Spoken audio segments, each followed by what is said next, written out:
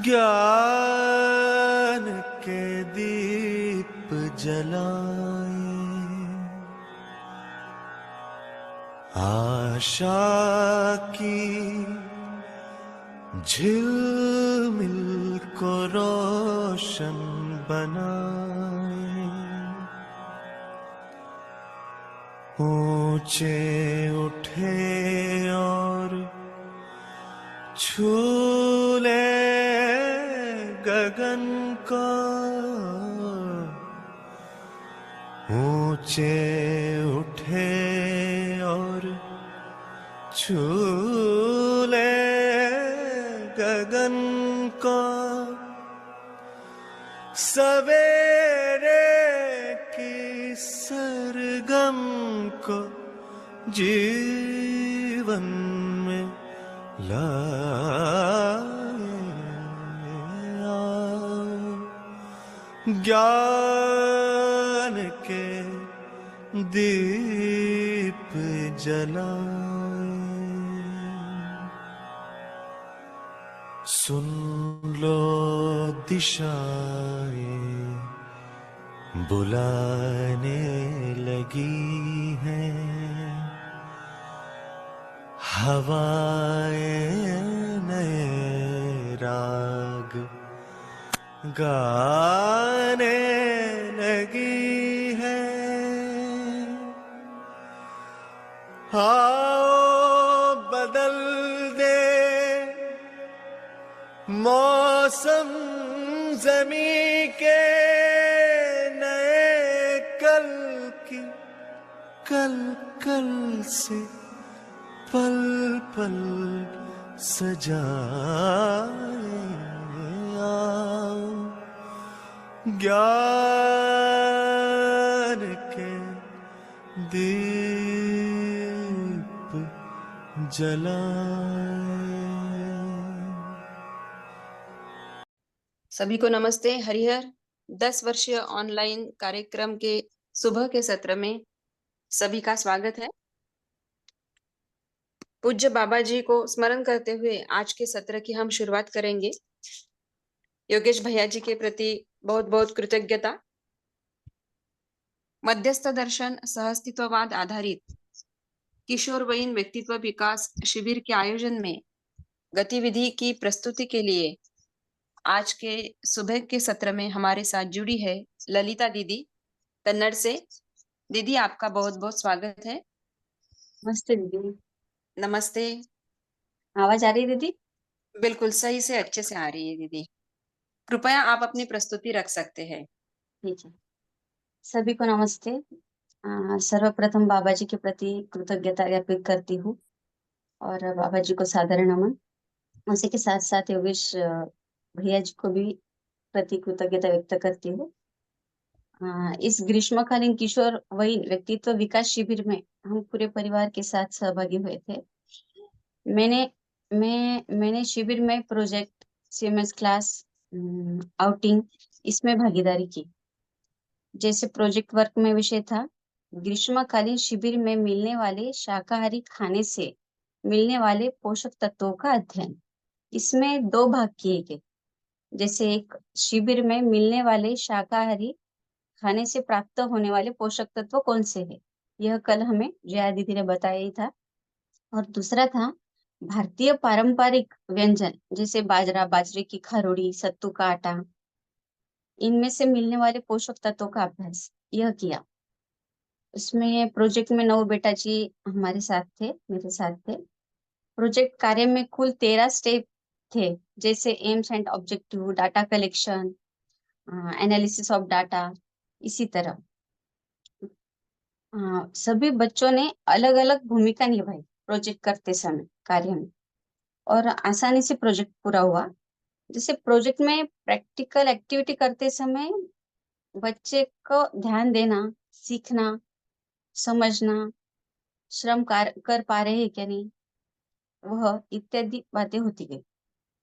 खारोड़ी बनाने में जया दीदी का भी काफी सहयोग रहा, और खारोड़ी बनाने के साथ सत्तू का आटा हम बना रहे थे। तो बेटा जी लोग स्टार्ट से एंड तक, जैसे शुरुआत से आखिरी तक बने रह रहे थे और अच्छे से कर पा रहे थे। उसी के साथ और खुशहाली के साथ, उसी के साथ बच्चों को एक वातावरण उपलब्ध हुआ। परिवार में जब यह बच्चे पदार्थ बनाते हैं, तब बच्चे सहभागी नहीं होते और उन्हें पता नहीं रहता कि जो हम पदार्थ बना रहे हैं, उसकी प्रोसेस क्या है, उसे उसमें क्या-क्या पदार्थ मुझे डालना होता है, उसी के साथ क्या श्रम लगते हैं और हमें इतने आसानी से कैसे उपलब्ध होता है।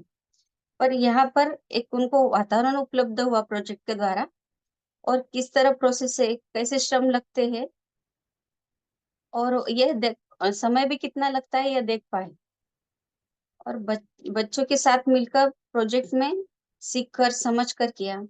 दूसरा, यह प्रोजेक्ट करते समय रेफरेंस में बच्चों को यह उपस्थित परिवारों का भी सहयोग लेकर प्रोजेक्ट पूरा किया।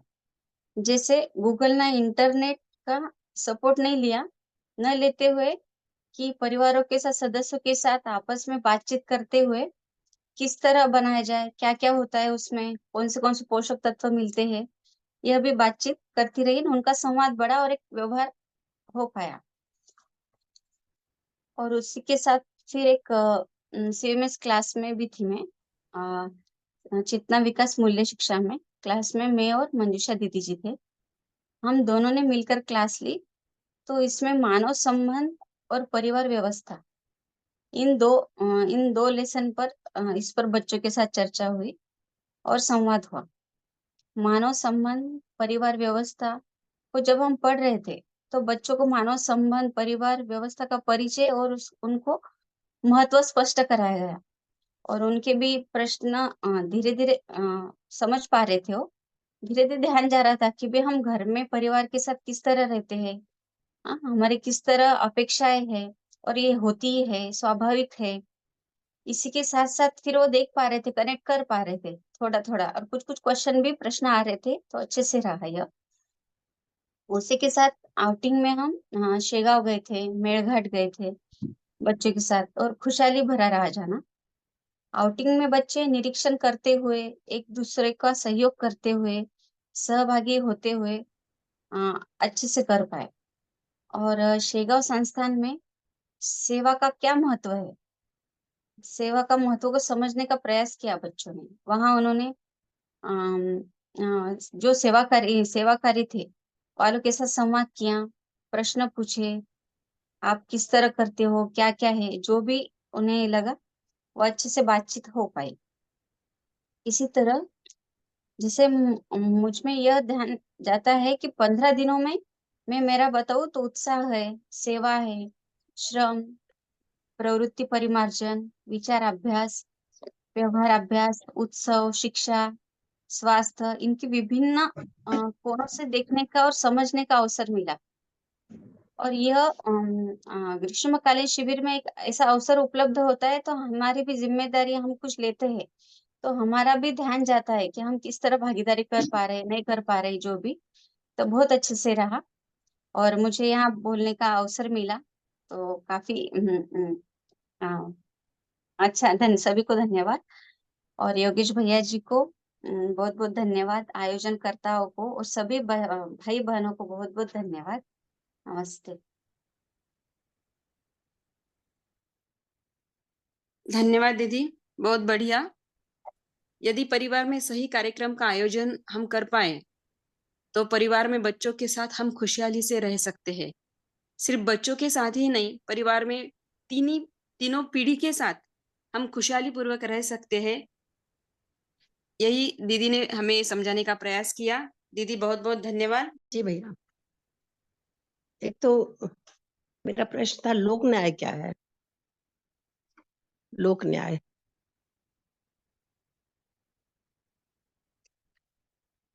मनोविज्ञान पढ़ते समय आया था ये वाला शब्द लोक न्याय।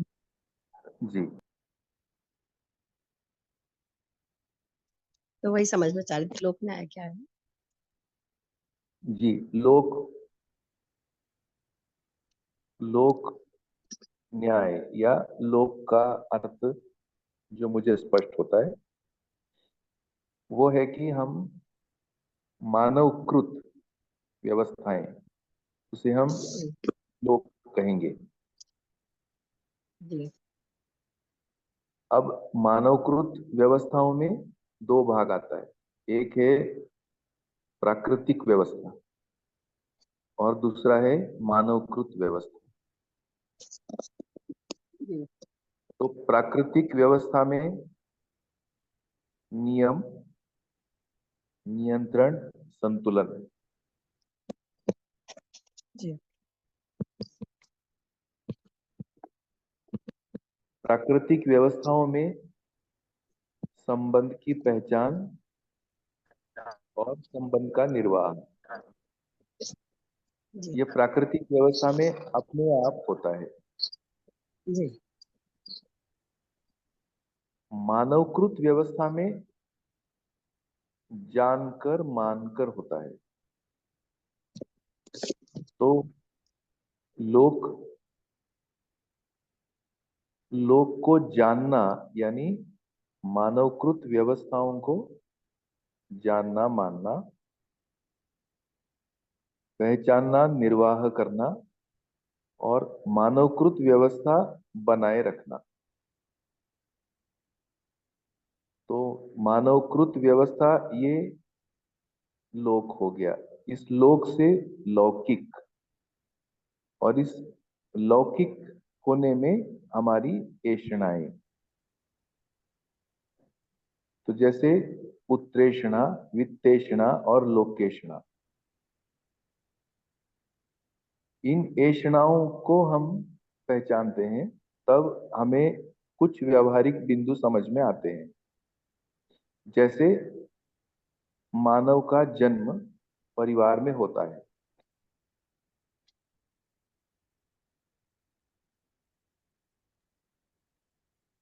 तो परिवार व्यवस्था में संस्कार होना, संस्कारानुषंगी होना, ये लोक न्याय का प्रथम चरण है। यानी माता पिता संतान को संस्कारित करते हैं, ये लोक न्याय का पहला चरण है।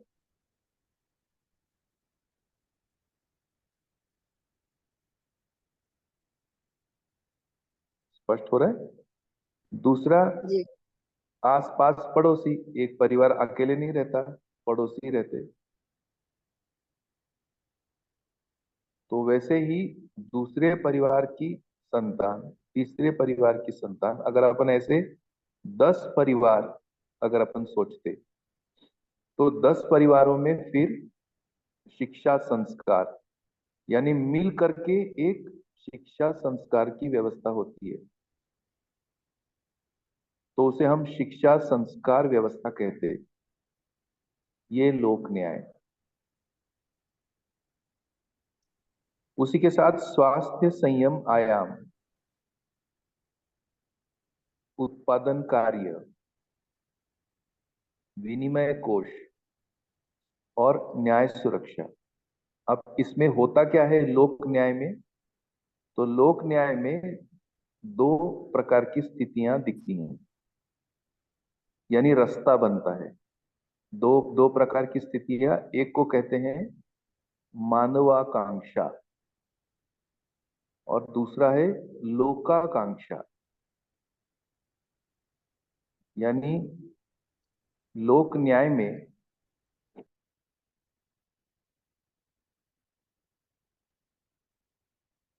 लोक न्याय में मानवाकांक्षा पूर्ति होने के लिए और लोकाकांक्षा पूर्ति होने के लिए रास्ता रहता है। इसलिए लोक न्याय ऐसा शब्द प्रयोग है।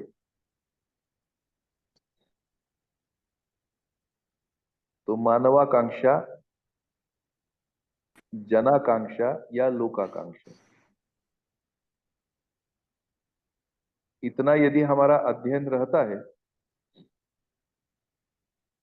तो हमें मानवकृत व्यवस्थाओं में शिक्षा और व्यवस्था, ये दो उसके आयाम अच्छे से समझ में आते। और इन आयामों में ही हमें संस्कृति, सभ्यता, विधि, व्यवस्था समझ में आता है।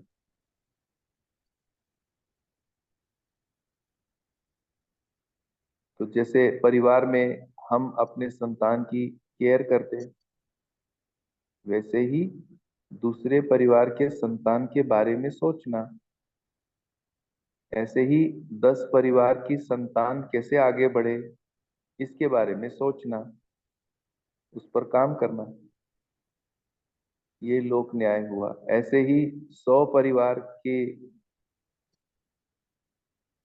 संतान को कैसे आगे का रास्ता मिले, ये सोचना।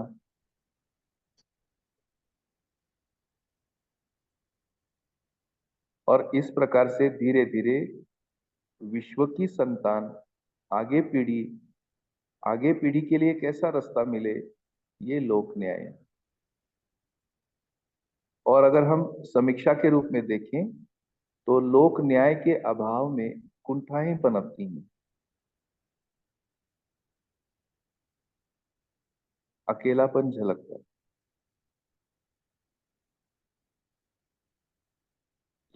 असुरक्षित महसूस करते हैं।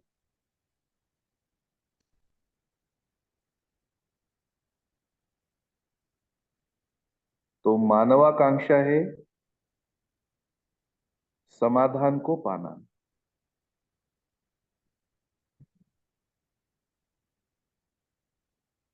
समझदार होना, जागरूक होना, ये मानवाकांक्षा है। और लोकाकांक्षा, जनाकांक्षा क्या है? तो व्यवस्था होना, ये जनाकांक्षा है। यही लोक न्याय है। तो लोक न्याय में हम और व्यवहारिक रूप में समझने की कोशिश करते, अवसर और साधन समान रूप में उपलब्ध रहता है।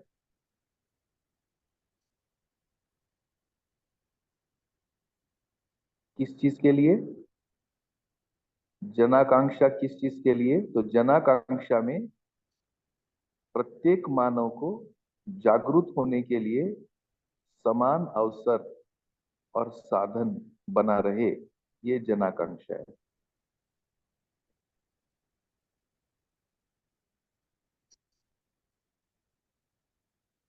जैसे हम सामान्य रूप में भी ये जनाकांक्षाएं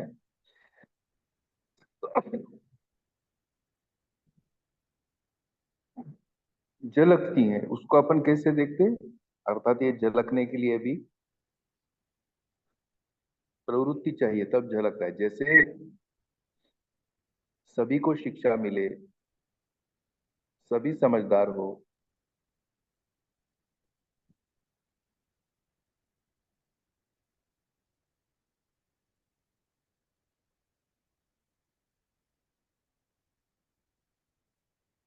ऐसा अगर अपने से झलकता है तो ये जनाकांक्षा है।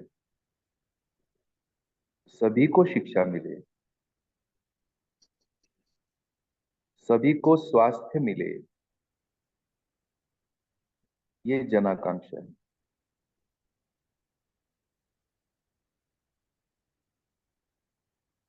सभी का आजीविका चले, सभी परिवार का रोजी रोटी चले,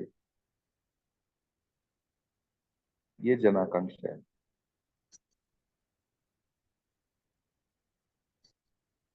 तो इस प्रकार से जनाकांक्षाएं सर्वसुख की हैं।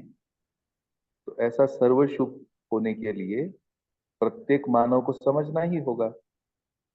इसलिए अवसर और साधन बनाए रखना, ये लोक न्याय है।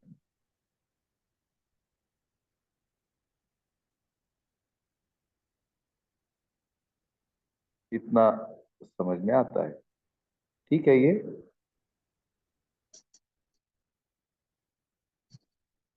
जी भैया, ठीक है। और बताइए।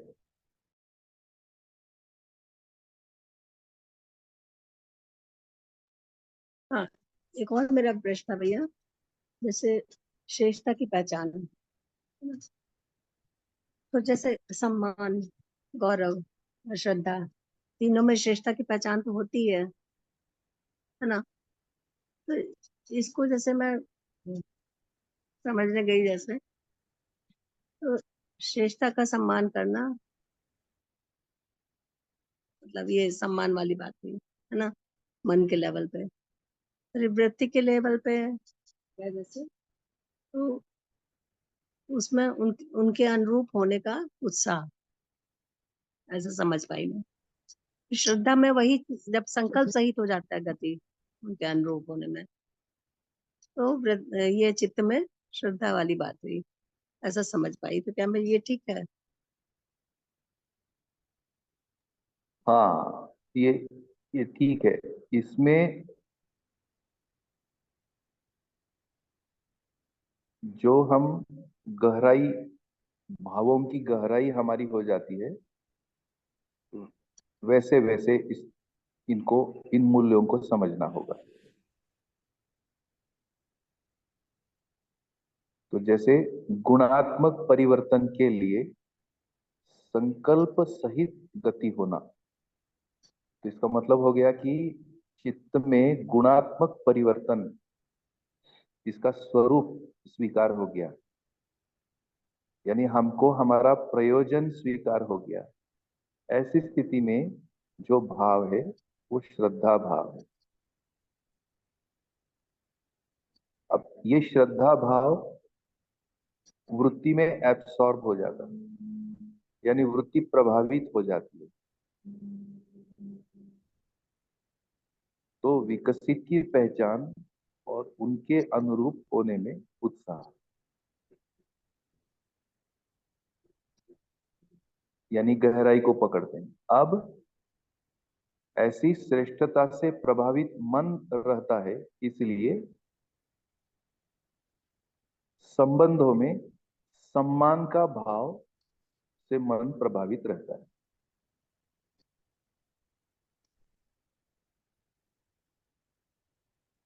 यदि गहराई ना हो तो ये तो सम्मान रोज का दर्द है।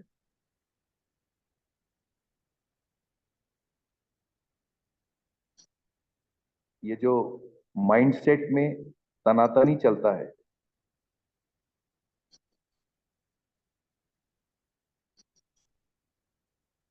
ऊंची आवाज, नीची आवाज, बहुत सारा इसका शेड है। अधिकार, एक अधिकार बताता है, दूसरा उस अधिकार को नकारता है। तो ये जो नकारात्मकता है, इसका मतलब वो शैलो है, उथला है। तो संबंधों को बनाए रखने के अर्थ में उन भावों को प्रकटन सम्मान है। तो श्रेष्ठता हमारे मन को छू गया है, पर कहां से छुआ है? वृत्ति से छुआ है, यानी मन वृत्ति में लगा हुआ है, ऐसे तनातनी में नहीं, बाहर से नहीं।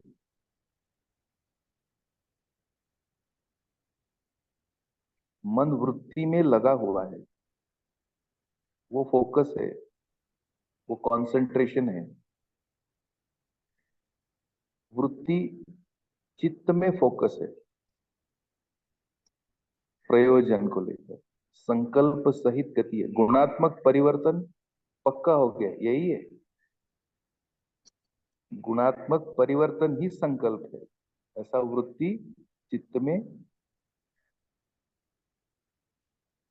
प्रत्यावर्तित है, या चित्त की ओर वृत्ति का ध्यान है, फोकस है। तो ये डीप है, गहरा है। अब ऐसे गहराई से मन प्रभावित है, तो वो तनातनी को संकोच करता है।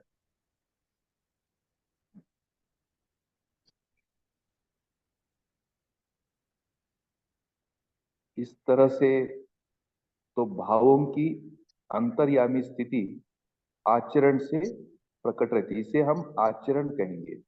मन के आचरण सम्मान, वृत्ति का आचरण गौरव, चित्त का आचरण श्रद्धा। तो ये भावों का आचरण हो जाता है। तो हम ऐसे आचरण से परस्परताओं में सम्मान रूपी आचरण के साथ हमारे भाव सभी संबंध के साथ बने रहे। मैं फिर थोड़ा सा प्रयास यही करता रहता हूं कि ये संवेदना वाला सम्मान नहीं है जो हमारी भ्रमित कल्पनाएं सम्मान की रहती हैं।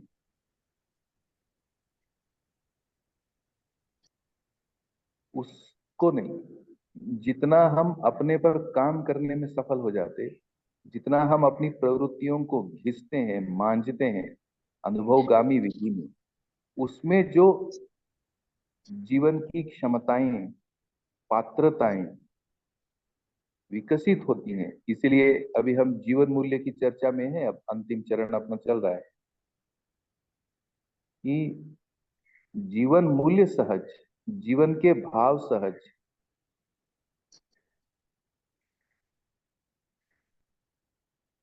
हमारी जो तालमेल है, जो जीवन में कंसंट्रेशन है, वो बनाए रहते। और इसलिए हम सहसा तनातनी वाले मुद्दे को हम इग्नोर नहीं करते, समझने की कोशिश करते। ये व्यवहार अभ्यास है।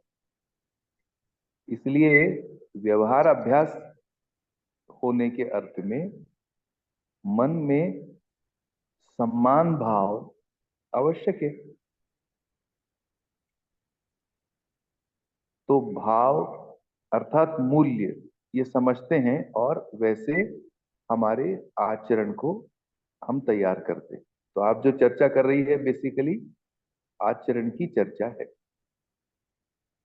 और इन आचरणों में प्रेरणा मूल्यों की होने से, तीनों स्तर पर आचरण होने से मन से सम्मान का भाव बराबर बना रहता है। ऐसा हमारा अभ्यास आचरण में आता है। देखिए स्पष्ट हो रहा है? जी भैया।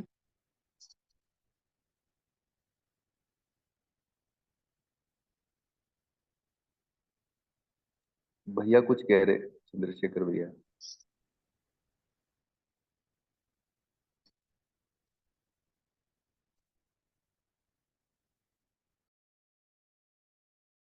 हाँ हाँ भैया, सभी को नमस्ते। ये भैया मन, वृत्ति, चित्त, इसके बारे में कौन से आचरण हैं मूल्य के, इसको भैया एक बार और आप स्पष्ट कीजिएगा। Okay okay. तो जैसे अभी दीदी शेयर कर रहे कि हमें आचरण, व्यवहार, भाव, अब तीनों के अंतर संबंध के साथ चलना है। और वही दरअसल में एक जीवन मूल्य की पृष्ठभूमि भी है। जैसे 122 आचरण बाबा जी ने मैप करके दिए हैं और प्रत्येक स्तर का आचरण एक कंट्रोलिंग अथॉरिटी यानी एक नियंत्रण की स्थिति से अपने को समझ में आता है। जैसे मन का नियंत्रण करने वाला वृत्ति है, यानी मन वृत्ति से नियंत्रित होता है। ये वृत्ति की ताकत है। तो वृत्ति के आचरण में गौरव आचरण रहने से, गौरव का मतलब हो गया विकसित की पहचान। गौरव के अनेक उदाहरण अपन दे सकते हैं। यानी वृत्ति में हमें पता है कि कुछ अपेक्षाएं हैं जो रिक्त है अभी। ये रिक्तता न्याय की रिक्तता है। अब ये रिक्तता तब समझ में आती है जब ये प्रिय, हित, लाभ, इन दृष्टियों का जो फलित है, जो फलन है, ये भंगुर है, ये क्षण भंगुर है। ये समीक्षा होना होगा।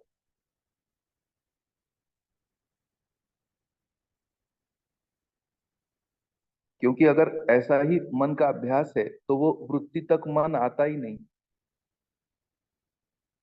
या चित्रण भी वैसे ही है। तो एक प्रकार से 4.5 क्रियाओं का प्रकटन मन के आस्वादन और चयन तक सीमित है, और चूंकि भंगुरता होने से आगे अपनी क्वालिटी ऑफ लाइफ आगे बढ़ती नहीं, उसमें वैरायटी और क्वांटिटी जैसा ही भाग हो जाता है, तो हम जीवंत रह सकते हैं। जीने की जहां तक बारी आई, तो जीने में इतना तो स्वाभाविक है,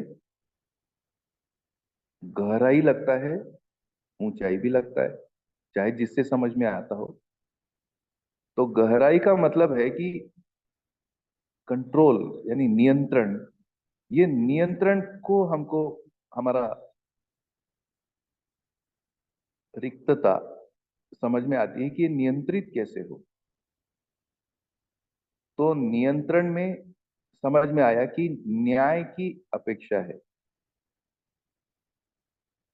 तो वृत्ति में न्याय सहज रिक्तता एक अपेक्षा के रूप में आता है। और जैसे हम रियल वर्ल्ड के साथ कनेक्ट होते हैं और उसमें संवेदनाओं से सूचनाएं आती रहती है, हम कनेक्ट होते हैं, बहुत सारा इंफॉर्मेशन हम लेते सुनते हैं, बेसिकली श्रवण है। अब इसमें न्याय सहज कौन सा मुद्दा है, और ऐसा मुद्दा हमें शिक्षा से मिल जाने पर, जैसे उदाहरण के लिए बहुत छोटा उदाहरण, क्लास 1 के बच्चे हैं, प्री प्राइमरी के बच्चे हैं, छोटे बच्चे घर में भी देखिए, यदि उनके भावों को पहचाना जाता है। अब हमें यहाँ फर्क करना होगा, वो बिस्कुट वाला भाव है, चॉकलेट वाला भाव है, प्रलोभन वाला भाव है, या उनको समझने वाला भाव है। ये एक जबरदस्त अभ्यास है। तो और इसमें टाइम भी लगता है। तो घर में जो छोटे बच्चे हैं, छोटे से बड़े बच्चे हैं, और हम बड़े हैं छोटे हैं, ये तो परिवार में बना भी रहता है। तो चलो एक जनरल भी कर लेंगे। एक बड़ा व्यक्ति जो आयु से बड़ा है, वो अपने छोटों को, उनको अच्छे से समझता है,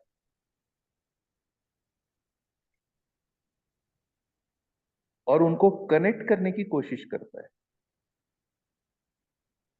और छोटा कनेक्ट कर पाता है, यदि उसमें कनेक्शन में सफल हो गया बड़े के, तो उसको लगता है एक रास्ता बन गया, एक रास्ता है मेरे लिए, मुझे समझने वाले लोग हैं, इस घर में मुझे समझा जाता है। और जब हम ये जो समझने वाले भाग को थोड़ा सा स्थूल चित्रित कर पाते, उस प्रकार की घर की साधन सुविधाएं उस दिशा में यदि उदार चित्त से,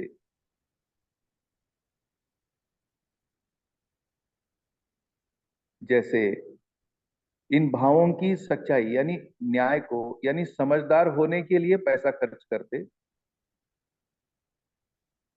तो छोटे को विश्वास होता है कि बड़े मेरे विकास के लिए प्राण लगाए हैं। ऐसा भाव वृत्ति में जगना, तो उसके लिए छोटे को भी वृत्ति के लिए कोशिश करना होता है। नहीं तो छोटा मनमानी करता रहे और बड़ा प्राण लगाए रहे, ये तो बनता नहीं। तो छोटा जब प्रोसेस करता है अपने में, उसको भी समझ में आता है ये मेरे में भी कोई बड़ी चीज है वृत्ति, और मेरे बड़े यहां से बोल रहे हैं। तो इसका मतलब है अपने घर में विकास के लिए वातावरण है।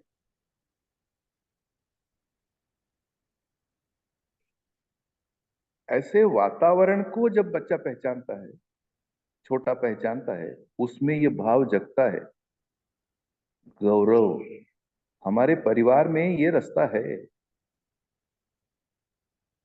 हमारे परिवार में व्यवहार को पहचाना जाता है,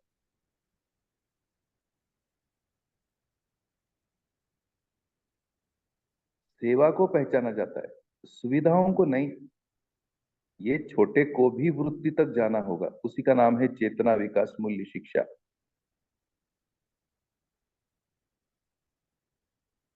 ये गौरव है। तो ये गहराई वाला बात है। तो जैसे छोटा भी गहराई में आ जाता है, उस स्थिति में उसमें वो गौरव भाग जगता है।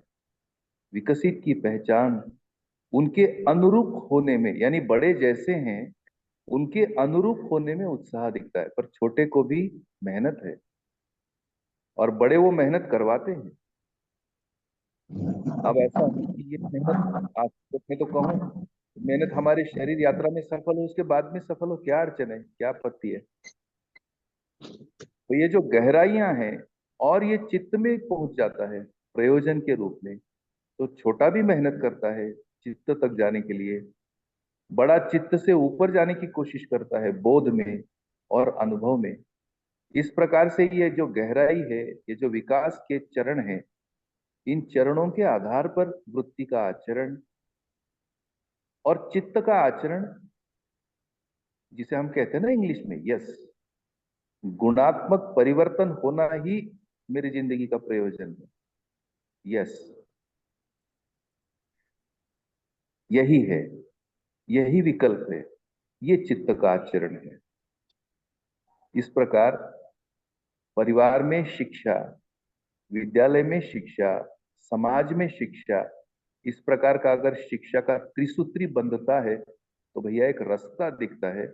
उस रास्ते पर चलने वाला व्यक्ति कह सकता है ये गौरव पथ है, क्योंकि ये कहीं ले जा रहा है हमको, मेरे गंतव्य तक ले जा रहा है। गौरव पथ वही है जिस पर चलकर हमें गंतव्य के लिए सतत प्रेरणा मिलता है। ये गौरव पथ है। ऐसे आचरण, मन, वृत्ति, चित्त, अब ऐसे आचरण तक कैसे पहुंचे? तो ये जो भाव की, मूल्यों की हम चर्चा कर रहे, हम पहुंच सकते हैं। इस रूप में भैया कुछ अपन कह सकते हैं। कुछ कनेक्ट हो रहा है?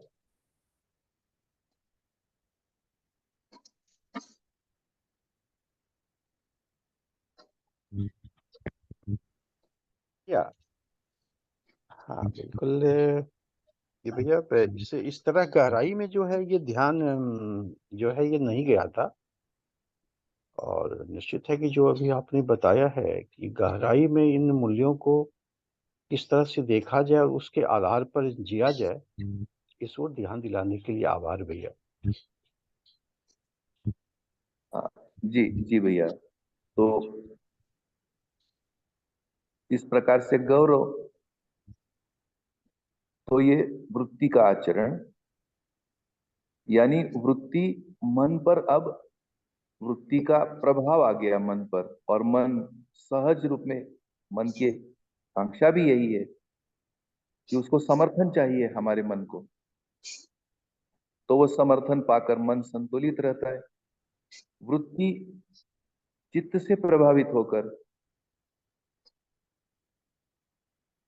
और वृत्ति का संतुलन हो जाता है। इस प्रकार से इन आचरणों को, अब आचरणों में आने का मतलब है प्रवृत्तियां बदल गई, सेट ऑफ प्रवृत्ति, अब जीवन में चेंज आ गया, मूल्य प्रभावी हो गए।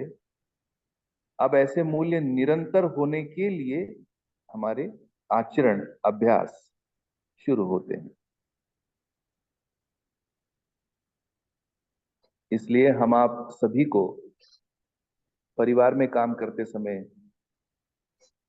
समाज में काम करते समय, अपने संपर्क और संबंधों में काम करते समय, जो मूल्यों का धरातल है वो कोलैप्स ना हो, ये सतर्क होने की आवश्यकता। जब तक हम जागृति पूर्ण नहीं होते, तब तक हमारे लिए जो आधार है, सुख का जो आधार है, ये मूल्यमयता ही है। इसलिए मूल्यों के डिजाइन, मूल्यों की एक प्रकार से शैलियां, इसलिए जितने गहराई से समझ सकें, यदि एक व्यक्ति में मूल्यों का ताना बाना बन गया, जागृति का रास्ता भी प्रशस्त है। तो उसका लक्षण बाबा जी ने दिया है कि वो जीने देकर जीता है। जिस व्यक्ति का मूल्यों का अभ्यास व्यवस्थित हो रहा है, ऐसा व्यक्ति परिवार में दूसरों को जीने देता है और जीता है।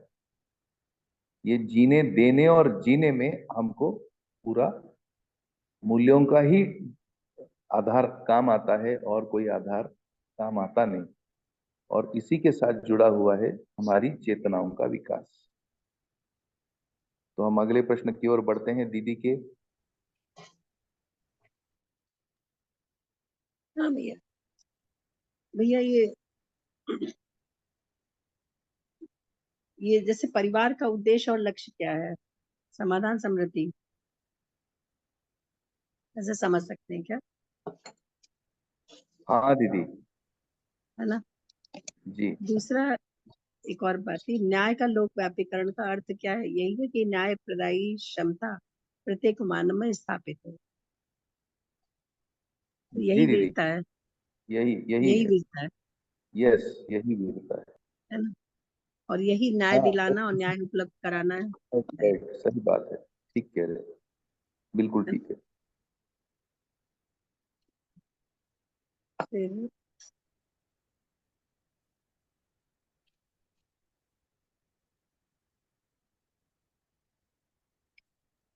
आपके प्रश्न पूरे हो गए? और कोई प्रश्न जी होंगे भैया। तो बताइए। जी फिर हाँ, मैं और बताऊंगी बाद में। अभी लिख के रखती हूँ, दिख नहीं रहा है। मैं क्वेश्चन बैंक में तो भेज दी थी, डायरी में लिखती हूँ। ठीक है भैया, धन्यवाद।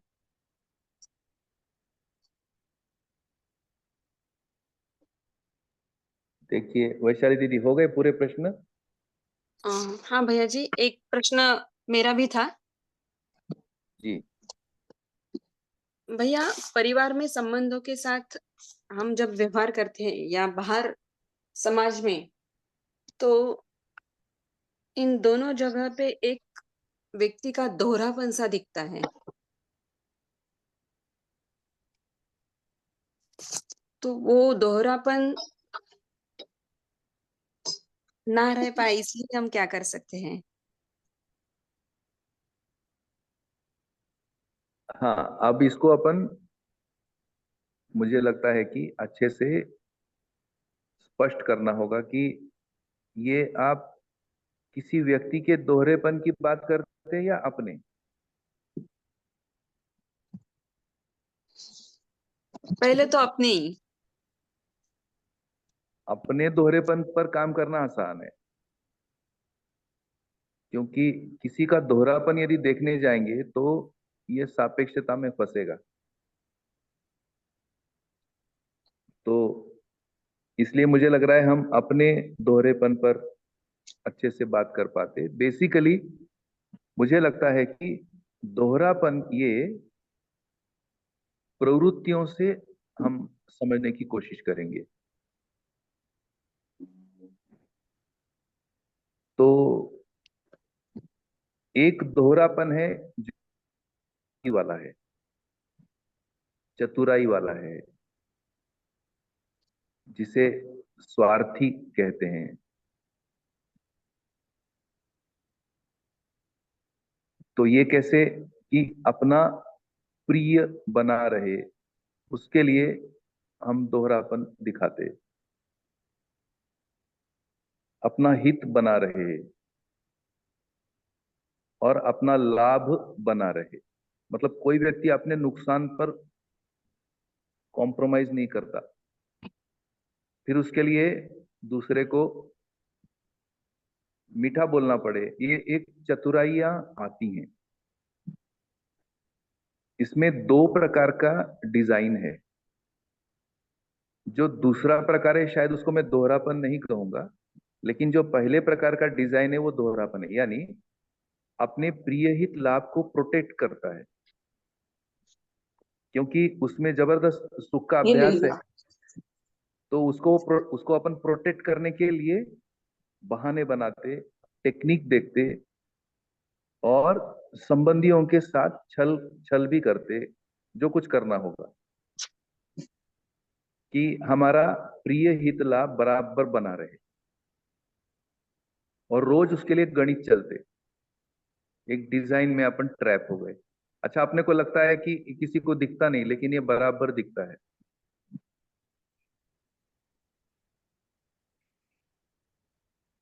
तो प्रियहित लाभ की अपनी बचाव के लिए जो दोहरापन है वो प्रवृत्ति में गहरा आ गया,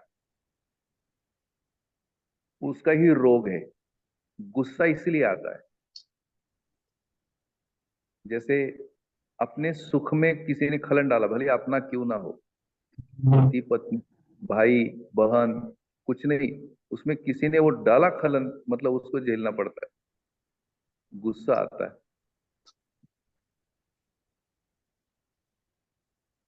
या हम नहीं कर पाते तो डिप्रेस हो जाते हैं, निराश दिखते हैं। तो ये जो प्रवृत्तियों में डीप चला गया,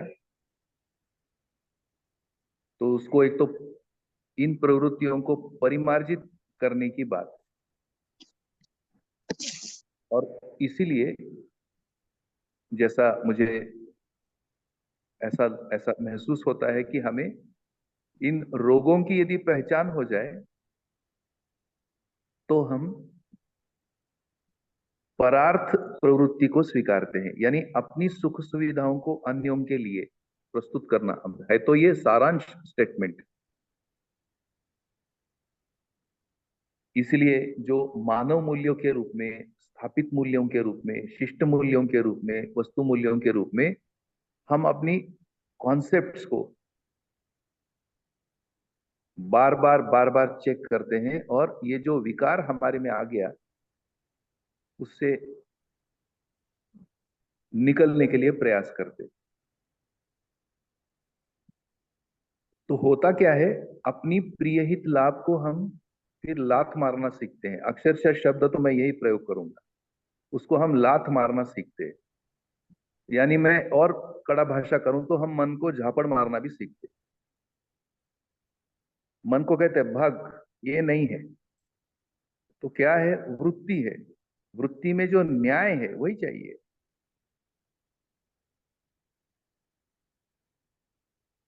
ये स्थिति बनने से थोड़ा बहुत इस स्थिति में हम आवेशित भी होंगे, वो समावेश है।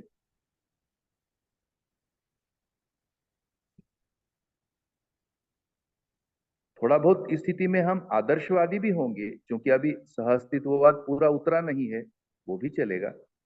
पर धीरे धीरे हम कुछ व्यवहार के स्टैंडर्ड्स तो पता करते। भाई इतना हल्का व्यवहार तो हमारा नहीं होना चाहिए। तो ये जो अपना हल्कापन है, इसकी पीड़ा, भारी पीड़ा जरूरी लगता है मुझे, ये दोहरेपन से निकलने के लिए। अगर ये दोहरेपन की पीड़ा ना हो तो फिर निकलना ही मुश्किल है, बेहोश है।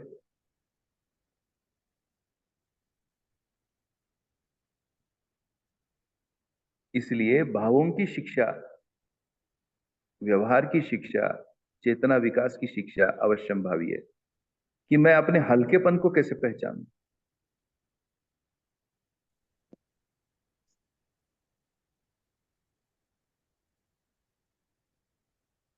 ये बात आपने बिल्कुल सही उठाई। दिखाने में हम कई चेहरे लेकर काम करते हैं, क्योंकि ये हमारे प्रियहित लाभ की एक प्रोटेक्शन की आदतें, और वैसे हमारे इच्छा विचार आशा का अभ्यास वैसा हो गया है कि वी आर ऑलवेज प्रोटेक्टिंग अवर प्रियहित लाभ।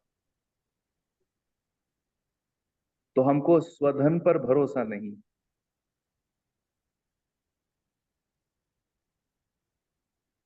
परिवार चला पाऊंगा कि नहीं इस परिश्रम पर भरोसा नहीं।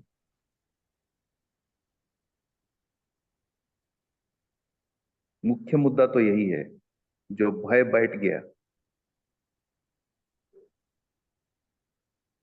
तो थोड़ा बहुत बिगड़ा हुआ तो दिखता है ऐसा व्यक्ति, परंतु वो दोहरा नहीं है। ये अपने में विश्वास, थोड़ा बहुत मैं बिगड़ा हुआ दिखूंगी या दिखूंगा, थोड़ा मेरे में कठोरता आएगी, परंतु मुझे उसका एहसास है कि दिस इज नॉट इंटेंशनली, मैं किसी को हर्ट करने के लिए नहीं कह रही हूं। अब जो दूसरा मुद्दा बनता है, जब हम न्याय धर्म के लिए, सत्य के लिए जब हम काम करते हैं, तब हमको तब भी बचाना होता है अपने आप को। तो अपना न्याय का जिज्ञासा, न्याय का वातावरण बना रहे, इसके लिए जो जैसे मैंने कल कुछ कोशिश की कम्युनिकेट करने की, जितना मेरा संवेदनाओं का अभ्यास है, एक एक करके उस अभ्यास से अपने को अब बचना होगा। ऐसे सत्संग हमको स्वीकारने होंगे, ऐसी प्रवृत्तियों के साथ हमें रहना होगा जहां हम चेक हो सके। एक बड़ा अच्छा मुद्दा इसमें आता है कि भाई हमें दूसरों से इसको जांचते रहने की क्या जरूरत है। सब समझ में आता है मैत्री। यदि मैत्री में ऊंचाई है, गहराई है, तो फिर हमको हमारी ऊंचाई समझ में आती है। किसी से बातें नहीं करना, किसी से मतलब बने, इसका मतलब है कि वी आर हाईली प्रोटेक्टिंग प्रिय हित लाभ। यहां तक शरीर भी घिसने को तैयार नहीं। प्रिय हित लाभ के लिए मर खट जाना, यहां बहुत लोगों खाक हो गए। क्या पता लगा? वो श्रम नहीं है, वो मजदूरी है। ये समझ में आता है। आत्मा का विश्राम, जीवन में विश्राम, तो ये तो नहीं हुआ।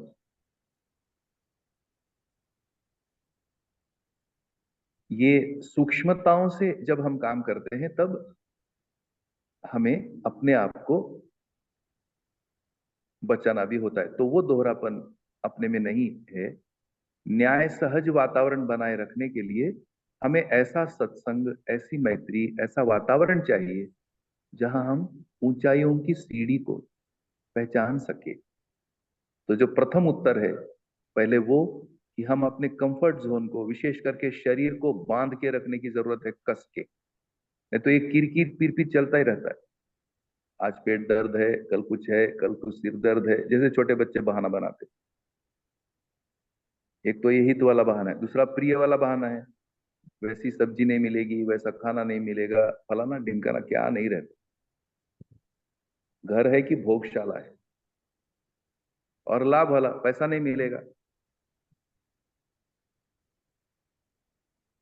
तो ये जो मैं शरीर नहीं हूं, शरीर से भिन्न वास्तविकता हूं इस जगह पर अच्छे से।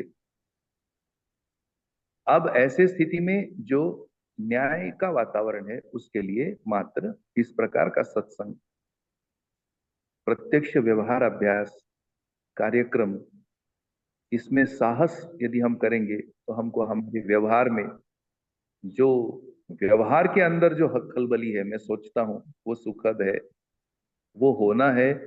वही अगर कहो तो अपनी संवेदनशीलता है। अन्यथा ये कहना होगा कि हम संवेदनाहीन हो गए, हमें कोई फर्क नहीं पड़ता। आज तो ऐसी स्थिति है। तो ये तो दोहरापन है कि नहीं, यही बड़ा मतलब एक शोध का विषय है। कैसे पकड़े अपने आप को दोहरा चल रहा है।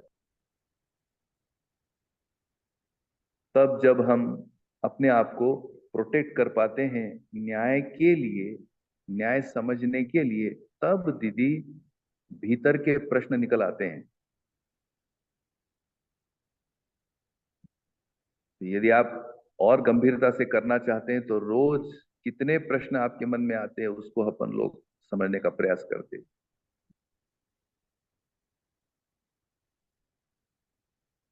तो ये जो प्रश्न है, इन प्रश्नों की फिर कोरिलेशन करनी होती है। प्रश्न समस्याएं हैं, तो कितने मुद्दों पर द्वंद्व है? तो 3 मुद्दों पर द्वंद्व है।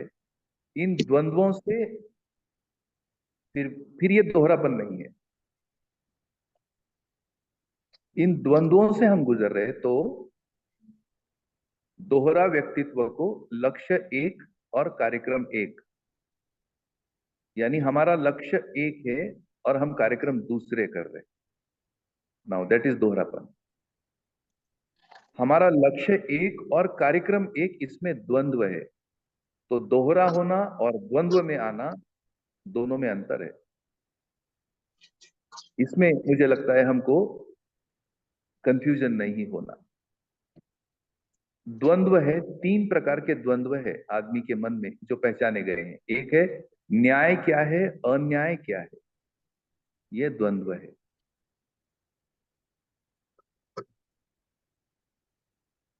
धर्म क्या है, अधर्म क्या है, ये द्वंद्व है। सत्य क्या है, असत्य क्या है, ये द्वंद्व है। तो मुझको लगता है दोहरापन तो बिल्कुल हल्का काम है। द्वंद्व में आ जाना और द्वंद्वात्मक स्थिति में प्रश्नों के उत्तर खोजने के लिए काम करना, ऐसा व्यक्ति प्रामाणिक कहलाएगा। भले दूसरे को जो दिखता है दिखने दो। तो मुझे लगता है दोहरापन